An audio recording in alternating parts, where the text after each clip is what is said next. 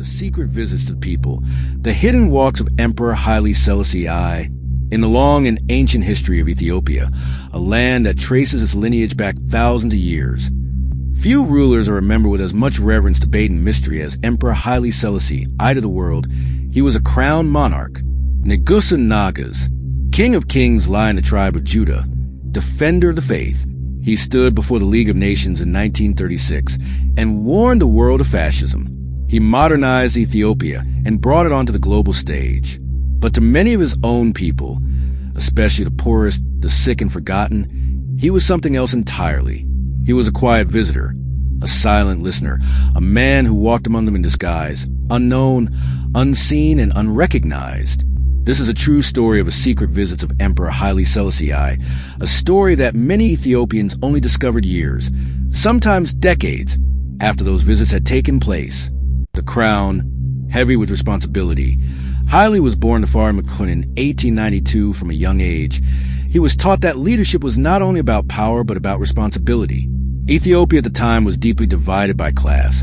While nobles lived in stone houses and palaces, millions of Ethiopians lived in poverty, without access to health care, education, clean water, or basic infrastructure. As Emperor Haile Selassie was surrounded by advisors, courtiers, guards, and officials, most information that reached him was filtered, polished reports that often had uncomfortable truths. But the emperor understood something deeply important. A ruler who only listens to officials will never truly know his people. And so, quietly, he made a decision that few monarchs in history ever dared make. He would see Ethiopia with his own eyes, the first disguise. Late at night, when the palace grew quiet, Haile Selassie would remove his oil garments. Gone were the medals. Gone was the crown. Gone was imperial presence that made people bow. Instead, he dressed like an ordinary man, sometimes as a farmer, sometimes as a merchant, sometimes as a pilgrim. Only a very small number of trusted guards knew what he was doing. Even they were sworn to secrecy. No announcements were made. No escorts followed him openly. And so the Emperor of Ethiopia walked into the streets as if he were no one among the poor of Addis Ababa. One of his earliest secret visits took place in Addis Ababa, not far from the palace itself. In the poor neighborhoods, mud houses stood close together. Children ran barefoot on dusty roads. The smell of smoke and sickness filled the air. Haile Selassie walked slowly, listening. He sat beside elderly men who spoke of hunger. He watched mothers struggling to care for sick children. He entered small huts. The ill lay with no doctors, no medicine, and no hope. No one recognized him. To them, he was just another traveler. When he asked questions, people answered honestly because they had nothing to lose. They spoke of hospitals that were too far away, schools that did not exist, roads that turned to mud. During the rainy seasons, corruption among local officials. The emperor said very little, but he remembered everything. The emperor and the sick. On several occasions, Haile Selassie visited leprosy colonies and hospitals.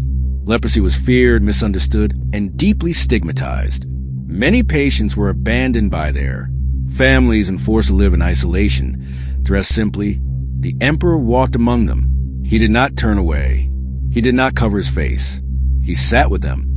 Some later recalled a quiet man who listened carefully as they spoke of pain, loneliness, and neglect. One patient reportedly said he listened like someone who truly cared. Not like a noble, not like an official. Years later, when new hospitals were built and leprosy treatment programs expanded, some of those patients would realize the truth. That quiet visitor had been their emperor, taking notes in silence. Unlike rulers who rule by motion, Haile Selassie ruled by observation. After returning to the palace, he often wrote late into the night. He kept private notes, not speeches, not propaganda, but practical observations. He wrote about lack of trained doctors, absence of rural clinics, illiteracy in villages, broken roads, preventing trade, water shortages, misuse of authority by local leaders. These notes became the foundation of future reforms. And yet, he never told anyone where the information came from. Education, a seed planted in secret. During one of his disguised visits to a rural area, the emperor encountered a group of children. They were curious, bright and eager, but they had no school. When he asked why, the villagers answered, "There is no teacher, there is no building, there is no support." The emperor nodded. Years later, a school appeared in that region, then another, then teacher training programs. The villager celebrated, but never knew why their village had been chosen. Only much later, through palace staff and elders, did the truth emerge. The emperor had once stood among them, unnoticed, healthcare reforms born in the shadows. Ethiopia's healthcare system was among the most underdeveloped in Africa at the time. Haile Selassie did not rely only on foreign advisors. He relied on what he had seen himself after witnessing suffering firsthand. He expanded medical training programs, hospitals and urban centers, rural clinics, partnerships with international medical organizations. Many reforms were implemented quietly, without credit, without announcement to the people. It felt like progress had simply arrived, but progress had been listened into existence. The risk of being known. These secret visits were not without danger. If word had spread that the emperor was walking alone among the people, it could have endangered his life. Bandits existed. Political enemies existed. Foreign agents existed. But Haile Selassie believed a ruler who fears his people is unworthy of ruling them. Still, secrecy was essential. Only a handful of trusted individuals ever knew the truth. Years later, the revelation. Decades passed. Reforms were implemented. Roads were built. Hospitals opened. Schools expanded. And then, slowly, stories began to surface. An old man would say there was once a quiet traveler who asked many questions. A former patient would recall. He looked at us like we mattered. A villager. And whisper, he spoke with wisdom but wore simple clothes. Eventually, palace insiders confirmed what many could hardly believe: those visitors had been Emperor Haile Selassie. I am myself. For many Ethiopians, this realization was emotional, even overwhelming. They had spoken freely to their deeper, without fear, without knowing who he was. A different kind of power. Haile Selassie's legacy is complex, like all leaders. But these secret visits reveal something rare in history.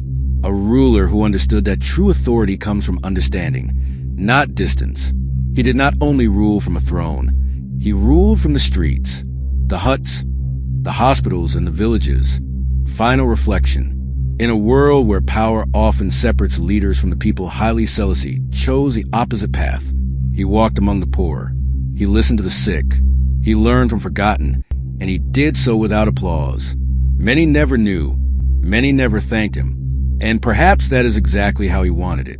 Because for Emperor Haile Selassie I, leadership was not about being seen. It was about seeing others.